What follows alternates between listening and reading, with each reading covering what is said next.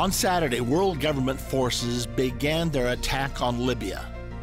The stated goal was to establish a no-fly zone to assist the rebels in the fight against Libyan leader Muammar Gaddafi. The ultimate goal is regime change. World leaders must be wondering if they will become the next target of world government forces. Stay tuned for Politics and Religion. Look, there are two things I don't discuss: politics and religion. In my house, we don't talk about politics and we don't talk about religion. I'll talk to you about anything except politics and religion. I never talk about politics and religion. Politics determines how we'll live here on earth. Religion determines how we'll live forever. I'm Irvin Baxter. I think it's time we talk about it.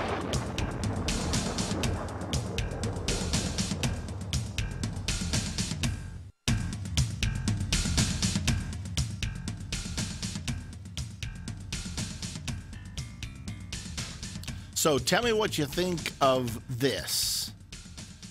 March 19, 2011, a statement by President Obama. Listen to it. Today, we are part of a broad coalition. We are answering the calls of a threatened people, and we are acting in the interest of the United States and the world. Remember, March 19, 2011. Now, wind the clock back 8 years. March 19, 2003. Another American president, President George W. Bush. American and coalition forces are in the early stages of military operations to disarm Iraq, to free its people, and to defend the world from grave danger. Wow. Sounds like they're reading from the same script 8 years apart.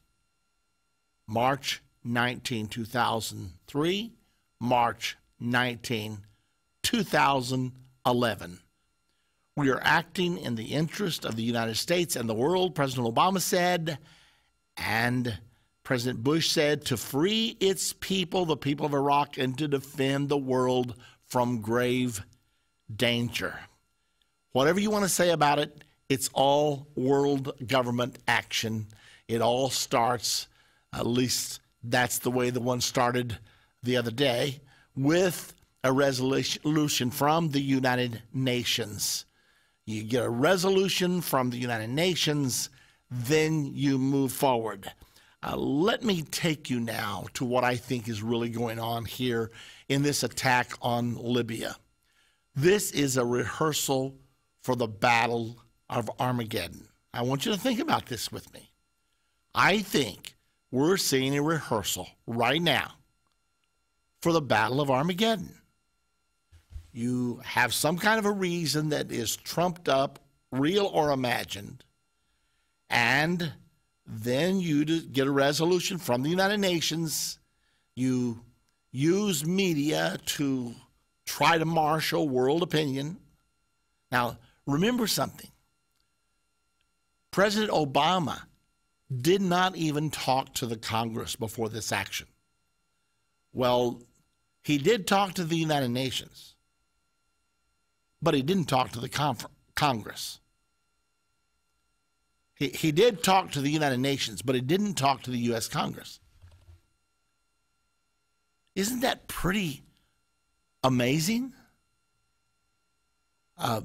What we're seeing here, ladies and gentlemen, is world government action. And I called it, in the introduction, I called it what it really is, because we need to realize that we are much deeper into world government than you and I may want to believe. And this is so important because the Bible prophesies that in the end times, just before the second coming of Jesus Christ to this earth, there will be a world government in power. You are watching world government in its infancy. It's not really its infancy, probably its adolescence. We're not fully there, but we're awful close to being there. I mean, let's face it. when an American president can go in unilaterally and fire 100 cruise missiles at an enemy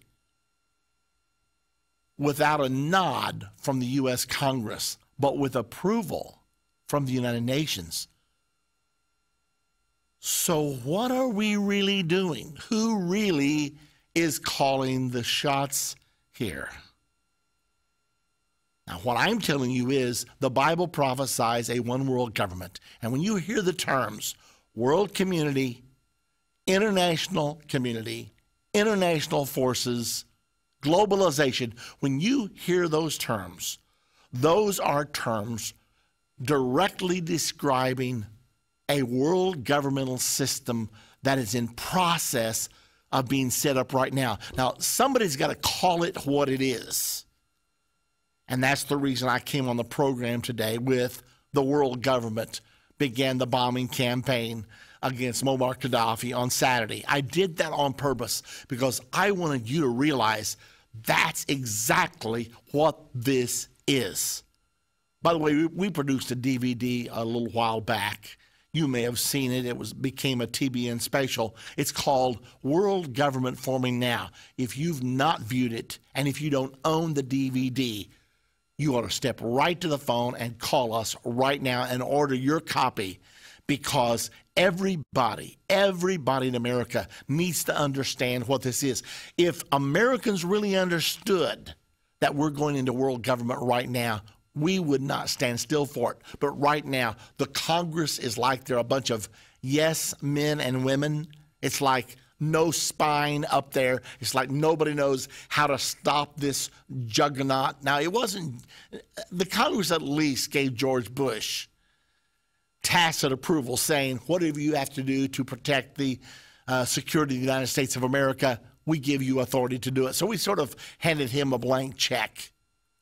Obama? No check at all. He just did it. He just did it.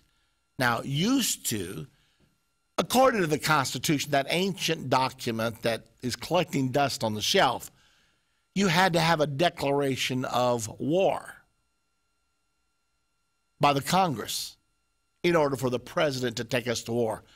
Ladies and gentlemen, we better get back to that, because we have people getting elected, and they get elected because they have huge infusions of money from the oil companies, for one. They have huge infusions of money. President Obama has already announced that he plans to spend $1 billion to get reelected in 2012. How would you like to have to pay $1 billion for a job? Now, it's not just Obama. It's Republicans. It's Democrats. It's a system that we have let spin wildly out of control. And it is carrying us helter-skelter straight into the arms of one world government. And if you think that government is going to be democratic, then you're dreaming. It's not going to happen. It is going to be so far removed from your control and mine. How much did you have with the bombing of Libya over the weekend? Nothing. None. No control. No accountability. How much did the Congress have? None. If we do not return to a government that's accountable to the American people, our freedoms are gone. 2012 may be our last chance to do that. You need to vote for someone in 2012, both for the presidency and for the Congress, that believes in abiding by the Constitution. If they are not firm and adamant about that, then you got the wrong person. We need to insist. Now, with the last election, we elected a bunch of people who claimed that that's what they believed, and I truly believe some of them did believe that. But how long does it take in Washington before people get drunk on power and on the perks of the office until they begin to lose their allegiance to the Constitution and begin to develop allegiances to the powers that will enable them to keep that plush job that they now find themselves in. Wouldn't it be interesting if everyone who wanted to be a candidate, we would only say, okay, to be a candidate for the President of the United States of America, number one, you got to write a book stating what you believe. Number two, you're going to get a 1-hour speech 3 times to speak to the American people. We'll have 3 different times when all of the candidates are going to get 1 hour or half an hour apiece. It will take no money. So there will be no campaign contributions, no money to control you. We're going to remove the money interest. Well, anyway, I'm just ranting and raving here. But I want to make sure before we're finished today that you really understand that what we have just witnessed and are witnessing as I speak is a rehearsal for Armageddon. Armageddon is going to be a United Nations world government action against the nation of Israel. Right now, it's against Gaddafi. But a few years from now, when it's time for Armageddon, it will be against the nation of Israel. What will the issue be? It doesn't matter. They know what they want to do. They know what the goal is. And so they know that they've got to bring Israel under control of the world governmental system. What you are witnessing right now, if you think that the present revolution sweeping through the Middle East is just a spontaneous combustion of discontents, you must be really young or really naive, or I don't know, both young and naive. If you think that all of a sudden hundreds of thousands of people just suddenly hit the streets and start demonstrating, and it's not coordinated, it's not planned, it's just a happening. If you believe that, you haven't lived long enough. I lived through the Velvet Revolution of 1989. I watched government after government after government be toppled in Europe. You are watching the same thing right now, whether we realize it or not. You are watching a planned event. I can prove to you that the Velvet Revolution of 1989 was a planned event.